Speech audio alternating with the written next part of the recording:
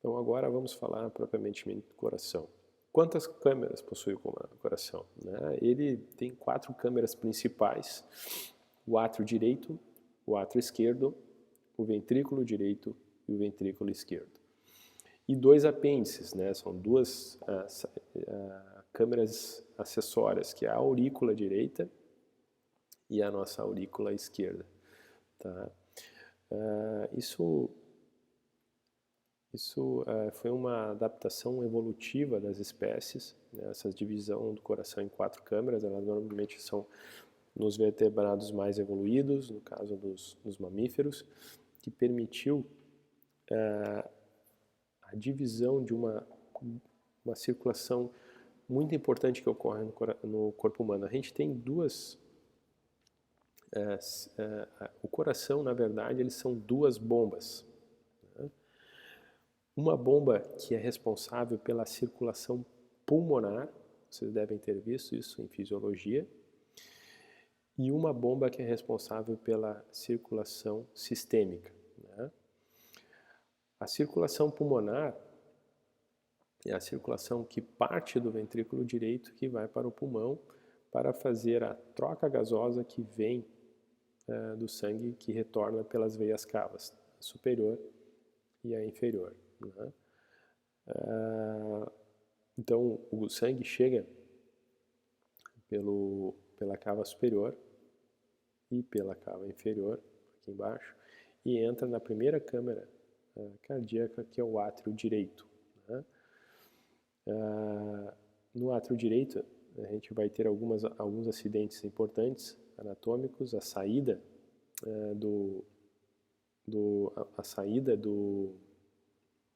seio coronário na base de entrada da cava superior, que é a circulação venosa do coração, que entra praticamente toda dentro do átrio direito. Ainda o átrio ele vai ter na sua parede voltada por septo interarterial uma parede lisa, e no centro dela a gente vai ter uma fossa, que é a fossa oval, que é um resquício embrionário da comunicação interarterial que acontece na criança, que a gente vai ver isso mais adiante. E olhando inferiormente, a gente vai ter já a comunicação que ocorre entre o átrio esquerdo, o átrio direito, o átrio direito e o ventrículo direito, que é uma membrana que ela funciona conforme a dinâmica do sangue que entra dentro das câmeras, que é uma válvula, a válvula tricúspide, que é dividida, que tem 3 cúspides, a septal, a anterior e a posterior. Então, passando por ventrículo direito, o sangue chega ao ventrículo direito, após a contração do átrio, o relaxamento do átrio direito, a contração do átrio direito e relaxamento do ventrículo direito, o sangue entra e preenche a câmara cardíaca esquerda, o ventrículo direito, e logo em seguida ele é injetado pela artéria pulmonar para a circulação pulmonar. Então todo o sangue desoxigenado vem pelas veias cavas superiores e entra na artéria pulmonar para fazer a troca gasosa. Dentro da câmara direita, a gente vai ter alguns acidentes anatômicos importantes, que projetam-se da parede ventricular, que são os músculos papilares que prendem as válvulas cardíacas à parede do ventrículo, através de finas membranas, que são as cordoalhas tendíneas. Tá? Cada uma das suas válvulas vão ter um músculo correspondente que prende as suas válvulas. Então vai ter o músculo da parede posterior, o músculo papilar posterior, o lateral e o septal. Tá? O lateral é importante, ele vai ter uma membrana, músculo papilar, ele vai ter uma prega moderadora que permite que a passagem de fibras dos feixes do sistema de condução do coração passe para a parede anterior, permitindo uma contração uniforme de toda a parede do ventrículo direito. Então, depois que o sangue entra no ventrículo, pega as trabéculas no ventrículo, vai ter uma superfície lisa na saída do átrio do ventrículo esquerdo, que é o cônus arterioso, ou infundíbulo do ventrículo direito, tá? Que permite, que concentra o sangue para a saída pela artéria pulmonar, propulsando as válvulas semilunares da artéria pulmonar. Após isso, o sangue vai ao pulmão, faz a oxigenação e retorna para o coração através do átrio esquerdo. Né? O átrio esquerdo, nós vamos ter a aurícula esquerda, que está em comunicação com o átrio esquerdo, tá? Através das veias pulmonares. Então, o sangue chegando no átrio esquerdo, né? O átrio esquerdo aqui, nós vamos ter alguns acidentes também. A gente tem aqui na parede medial o vestígio do seio coronário, no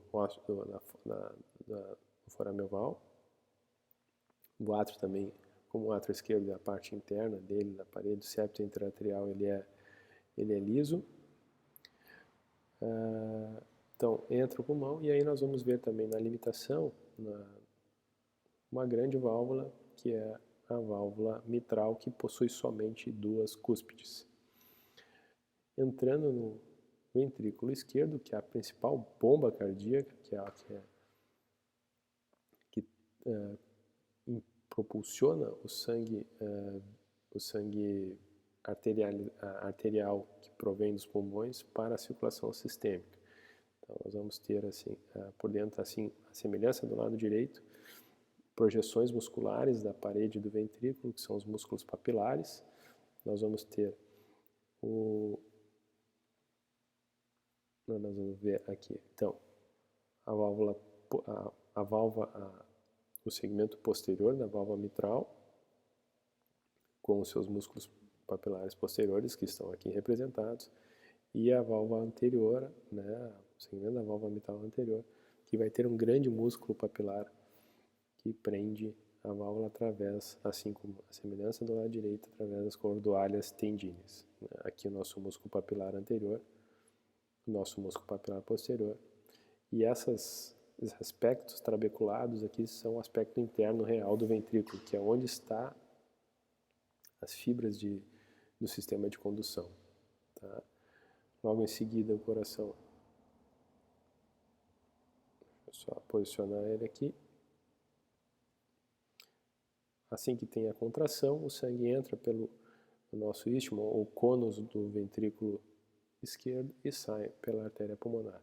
Então, basicamente, o coração ele é dividido, são duas bombas separadas, a bomba do lado direito, o coração direito, que é responsável pela receber o sangue desoxigenado que vem da circulação, para enviar para o pulmão para fazer a troca gasosa, e o coração esquerdo, que recebe o sangue oxigenado e impulsiona ele através do ventrículo esquerdo para a circulação sistêmica. Então, nós vamos ter a circulação pulmonar, voltada com o coração direito, e a circulação sistêmica com o coração esquerdo. E isso tem repercussões, né? A gente vê aqui a espessura da parede do ventrículo esquerdo, ela é maior que a espessura da parede do ventrículo direito. Obviamente, porque a pressão de sangue que ocorre dentro da câmara direita é menor que a pressão de sangue da câmara esquerda.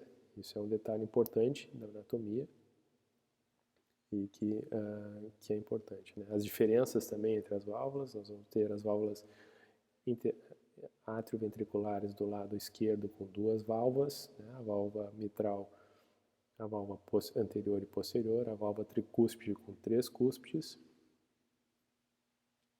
né? A septal anterior e posterior, e as válvulas semilunares aórtica e pulmonar são semelhantes, mas a gente vai falar em detalhes sobre as válvulas no próximo momento. Agora vamos parar para a próxima sessão. Então, quando o sangue vem pelo ventrículo, pelo átrio esquerdo, ele adentra a câmara esquerda e emerge pelo sai pelo cônus arterial, pelo cônus do ventrículo direito e ventrículo esquerdo pela aorta. Então a gente consegue daí entender por que o coração é dividido como duas bombas, né? O lado direito, ou o coração direito, ele é responsável pela circulação pulmonar e o lado esquerdo é responsável pela circulação sistêmica. Então, cada contração do coração nós vamos ter um ciclo das duas circulações, a circulação direita e a circulação esquerda. Então, o relaxamento traz o sangue que vem das veias cava superior e inferior para o átrio e após o relaxamento do ventrículo, o enchimento do ventrículo direito e a contração do ventrículo direito ejeta pela artéria pulmonar. Então, isso é um ciclo cardíaco do coração direito e o relaxamento do ventrículo direito recebendo sangue que vem dos veios pulmonares e a contração do ventrículo esquerdo e a saída pela artéria pulmonar é um ciclo cardíaco do coração esquerdo. Então, e aí a gente consegue perceber duas características já importantes, né?